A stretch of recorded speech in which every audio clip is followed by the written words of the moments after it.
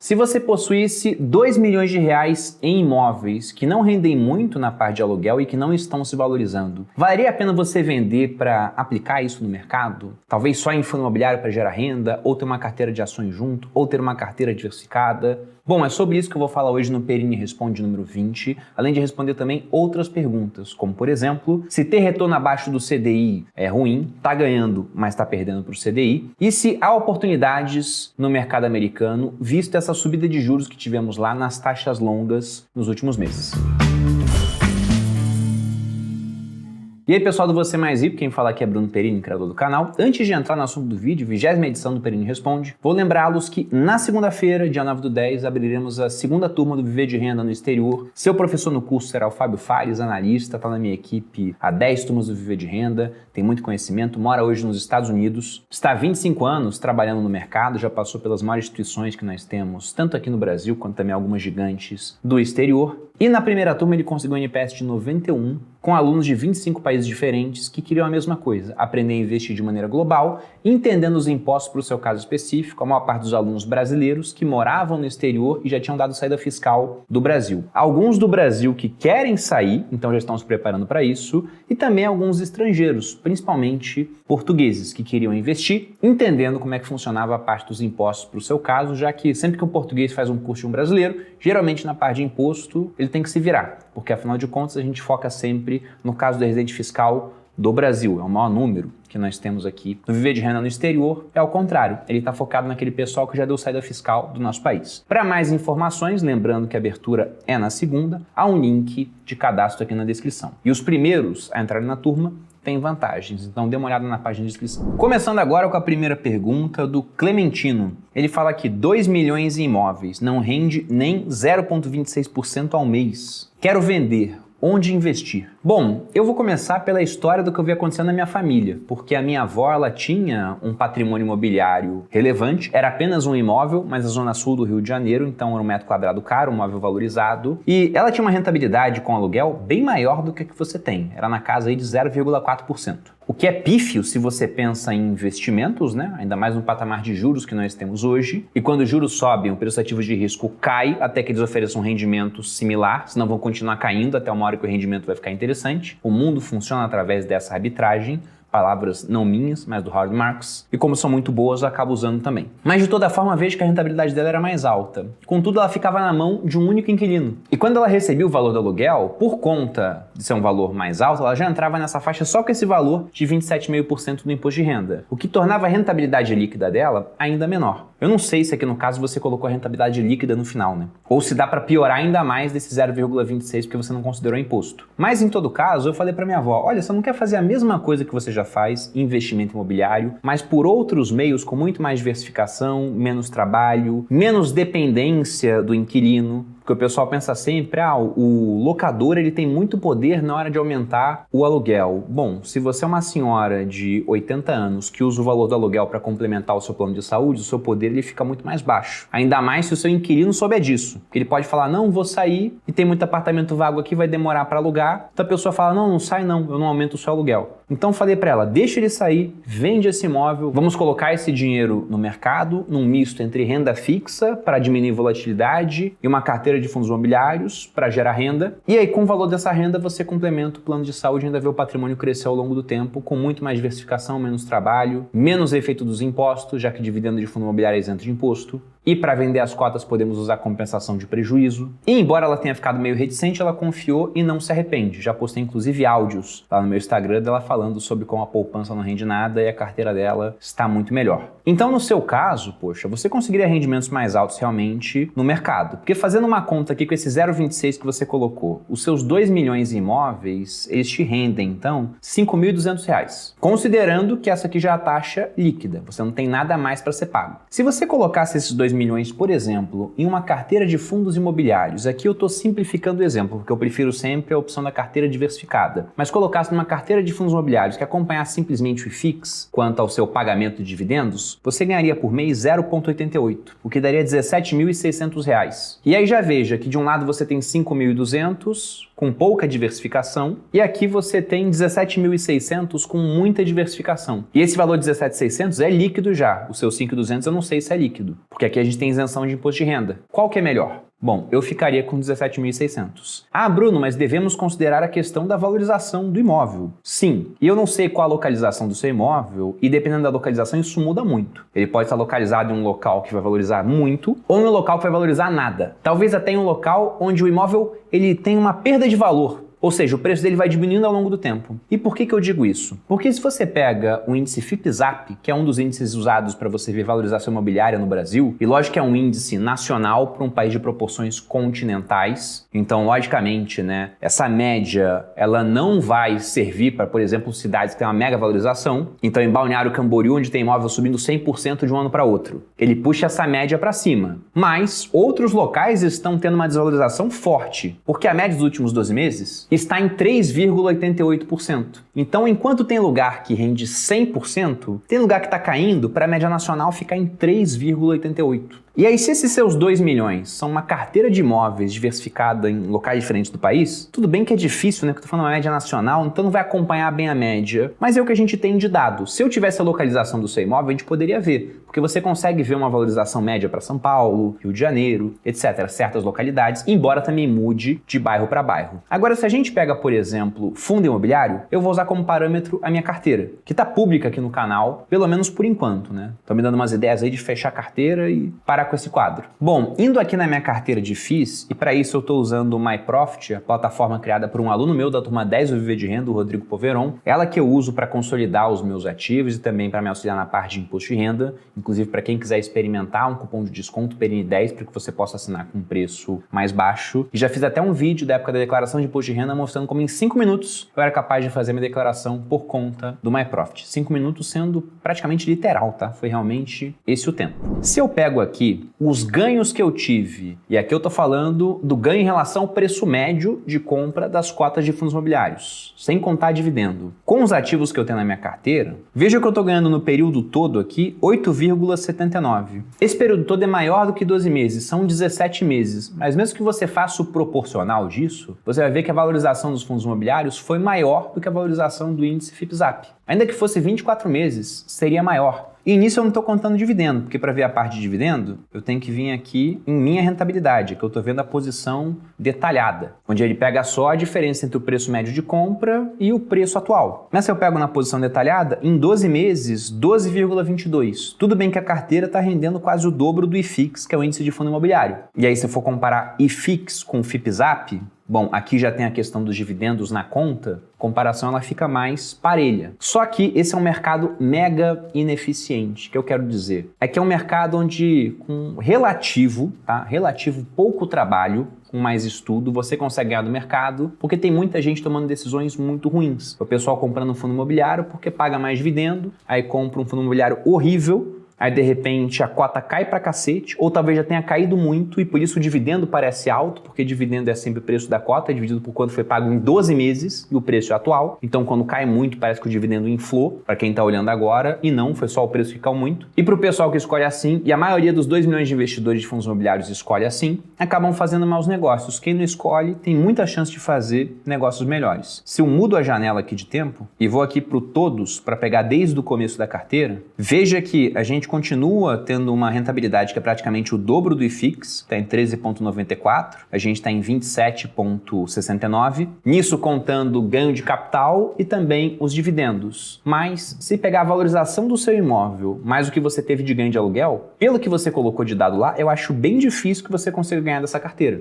E aqui eu estou falando só de fundo imobiliário. Se eu pego a minha carteira de ações, ela está ganhando Ibovespa. É focada em empresas que pagam bons dividendos. Se eu boto o Bitcoin na conta aqui, Bitcoin nesse ano, embora o pessoal não esteja comentando muito dele, está subindo 40%. Também puxaria a rentabilidade da carteira para cima. Ou seja, uma carteira diversificada seria capaz de me dar ganhos ainda maiores. E dependendo de como eu diversifico, sem tanta volatilidade assim. Ah, mas você falou de Bitcoin, pode ser 5% da carteira. Então, no final, eu acho que vale a pena você ter uma carteira diversificada. Contudo, vale um porém aqui fortíssimo, que é, você sabe montar uma carteira diversificada, você sabe investir, você tem um perfil para isso? Porque tem muita gente que está com dinheiro preso em um imóvel que não rende nada, mas essa, para aquela pessoa, é a ainda é a melhor escolha possível, porque se tirar o dinheiro de lá, o dinheiro vai queimar na mão dela, ela vai sair fazendo um monte de besteira, se envolvendo com negócios que são fraudulentos, começando a apostar em jogo de futebol descontroladamente, e quando ela vê, ela tá sem imóvel e também sem os 2 milhões de reais porque ela fez uma série de más escolhas. Então, se você não tem um perfil, se você não tem um conhecimento, corra atrás disso antes. E aí comece a investir com menores valores para depois chegar nos valores maiores. Ou procure ajuda especializada, mas atenção nesse ponto também, porque você tem que encontrar uma ajuda que realmente vai te levar para um patamar interessante e não que vai te deixar pior do que se você estivesse na mão do gerente de banco, que vai te oferecer um monte de produto ruim, aproveitando da sua ignorância e te entupindo lá de opções que ele nunca pegaria, né? Para ele mesmo ou para familiares, mas está te entubando porque paga mais comissão. Então tem que ter atenção com isso também. Pegando a pergunta número 2 do Felipe, ele coloca aqui: perder para o CDI é ruim? Venho tendo lucratividade, mas sempre perdendo para o CDI. Bom, lógico que é melhor que você tenha lucro ao longo do tempo, né? E que esse lucro seja maior do que, por exemplo, os índices de inflação que a gente tem aqui no Brasil. Mas pensa o seguinte: para que você vai ter todo o trabalho de montar uma carteira de ativos se ao colocar o dinheiro num CDB do Itaú, o maior banco do país, e lá você tem CDB que paga 100% do CDI, ou 99% do CDI, depende de quanto você aplica no CDB. Ou até no Tesouro Selic, não quer deixar em banco, vai lá e empresta para o governo no Tesouro Selic. Se você consegue uma rentabilidade de CDI ao fazer isso, com zero trabalho, com baixíssimo risco, para que ter todo o trabalho de comprar ativos, de estudar, de montar as posições, que no final você perde? Tem até uns memes no mercado que dizem isso, né? O cara vai lá e abre uma gestora, aí investe milhões, aí traz uma pessoa de RH, aí contrata o time, aí tem reunião de feedback, aí tem reunião de atualização de cenário, e tá pagando software, fazendo um monte de coisa, e no final ele perde pro CDI. Então perder pro CDI é ruim, sobretudo se a gente tá falando de uma perda assim, sabe, no longo prazo. Já tem 10 anos que eu tô perdendo pro CDI. Porque uma coisa é você perder para o CDI enquanto o CDI está nesse patamar extremamente alto que nós vimos ao longo do último ano.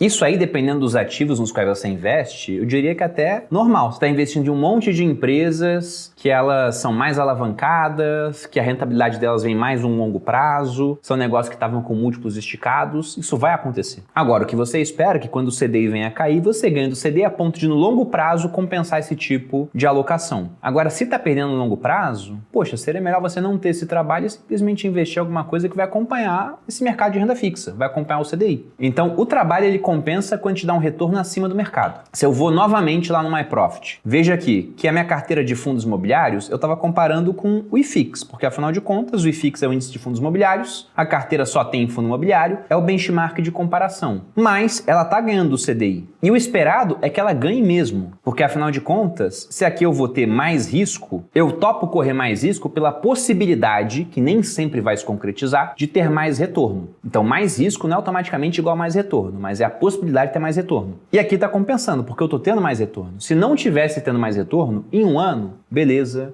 2, diria até que 3, começa a ter 4 anos, 5 anos perdendo para o CDI, poxa, tem algo de errado aí. Você fez uma leitura ruim do cenário, pelo menos na hora de investir. Escolheu mal os seus ativos e teria muito menos trabalho ao vender isso e aplicar no CDI. Se eu pego, por exemplo, a carteira de ações, vou mudar aqui para ações, desde que ela foi criada em fevereiro de 2023, veja que a performance dela é de 14,15. Como eu tenho apenas ações, eu vou comparar com o Ibovespa. Estou ganhando o Ibovespa, está dando 8,31, mas no período também estou ganhando o CDI, está dando o dobro do CDI. O que novamente não é que seja o melhor referencial comparativo, porque afinal de contas, um é um índice de renda fixa sem volatilidade, aqui eu vou ter volatilidade, né? A gente pode ver pelo desenho da carteira, mas se eu vou correr mais risco, se eu vou ter mais trabalho, é natural que eu faça isso em troca de mais rentabilidade. Se eu corro mais risco, se eu tenho mais trabalho e não tenho mais rentabilidade, tá errado. Pelo menos considerando longos prazos, você está fazendo errado. No curto prazo, você tem uma certa aleatoriedade, muita coisa pode acontecer. Inclusive isso aqui pode ter sido pura sorte. É a curto prazo. Agora, perder para CD no longo prazo não é legal. E até por isso que na nossa gestora, na Grão, a gente quis lançar previdências primeiro. Embora seja um produto que ele é bem mais complicado na parte comercial, né, de ser vendável, digamos assim. Porque se eu falo para você, temos um fundo de investimento agora, você fala, pô Bruno, que legal, quero aplicar. Você vai lá, coloca aplicar, e é isso. Você define o quanto você vai colocar e acabou. Agora se eu falo, tem uma previdência, você fala, legal Bruno, quero aplicar na previdência. Bom, aí você tem que escolher PGBL, VGBL, tabela progressiva ou regressiva. Ele vai te perguntar uma idade também, para quando você quer que a seguradora entre em contato com você, que já vem num padrão 99 anos. Aí você pensa, nossa, eu vou me aposentar só com 99, nunca vão liberar meu dinheiro. Aí você tem que ligar para tirar dúvida. Então é muito mais complicado. Mas por que a gente optou por essa opção que é mais complicada pra gente? Porque se a gente pega o mercado de previdência, que tem mais de 1,4 trilhão investido,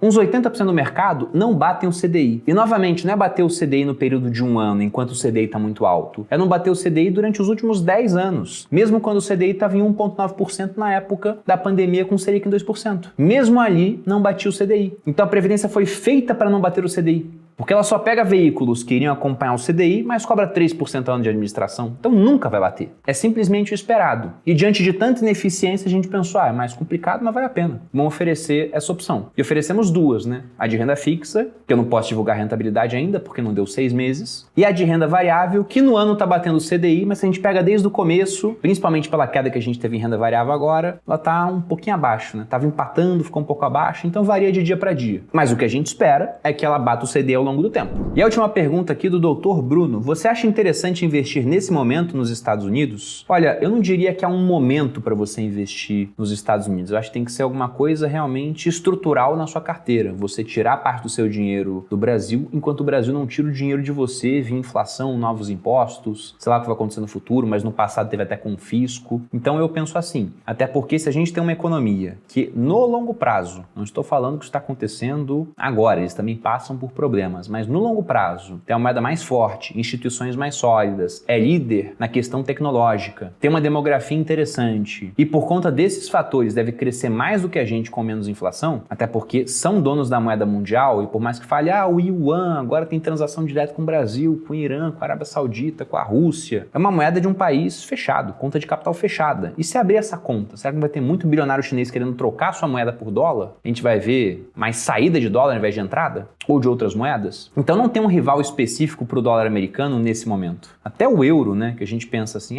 podia ser um rival. Não, a usabilidade do euro está caindo em relação a outros anos. Tem menos gente usando o euro para transações internacionais. Então pensando nisso, eu acho que Estados Unidos é estrutural, não é um momento. Até porque você pensa assim, poxa, vou mandar dinheiro lá para fora quando o dólar ele tá baixo. Geralmente quando o dólar tá baixo, o mundo tá indo bem. Então você vai pegar o mercado americano com preços mais altos. Então vou mandar quando o dólar estiver alto, porque isso é crise. Eu vou comprar o mercado americano quando estiver em baixa. Tá, mas você vai pegar o mercado americano em baixa enquanto o dólar tá muito alto. Então veja, né, que quando você manda com o dólar baixo, o mercado tá alto. Quando você manda com o dólar alto, o mercado tá baixo. Meio que uma coisa vai anulando a outra. Se você pega, por exemplo, a movimentação do S&P 500, principal índice acionário americano, no último mês, ele está caindo coisa de 5%. Só que enquanto ele cai 5%, o dólar contra o real subiu 4%. Então veja que se você está comprado lá fora, você está perdendo 5% em dólar, mas o seu dólar em relação à nossa moeda do real, ele subiu 4%. Então, na verdade, numa conta de padaria, você está perdendo 1%. Ou seja, é uma posição que ela está meio redeada já. Em anos de crise braba mesmo, dependendo dos nomes que você tem lá fora, você pode ver um fenômeno interessante, que é o dólar subindo muito em relação ao real, porque nós temos as gigantes lá fora, né? Amazon, Apple, Microsoft, Tesla, Meta, Alphabet, que é dona do Google. Então, enquanto o mercado todo está caindo, essas empresas podem estar subindo. E aí você tem o dólar subindo muito em relação ao real, essas empresas subindo muito em relação ao nosso mercado e também em relação ao mercado americano. Porque se você olha agora, por exemplo, as 7 maiores ações do S&P 500, e aqui eu citei pelo menos 6 delas, subiram 50% em 2023. As outras 493 posições do S&P, porque é um índice formado por 500 empresas, ficaram praticamente de lado. Você pode olhar isso no gráfico. Então, 7 empresas são responsáveis por praticamente toda a subida do S&P. As outras estão de lado. E várias dessas empresas aqui estariam na sua carteira. Quer você fizesse um stock picking, escolhendo nomes específicos, quer você comprasse os principais ETFs americanos. Porque dentro de um S&P 500 você não tem posições igualitárias. Essas 7 são responsáveis por uma boa fatia do S&P. Eu ia chutar aqui que é uns 30%. Aí o Thales falou que está em 28%. 28% hoje. Então 28% da carteira de 500 empresas é composta por essas 7. E é lógico que isso é um ponto de atenção?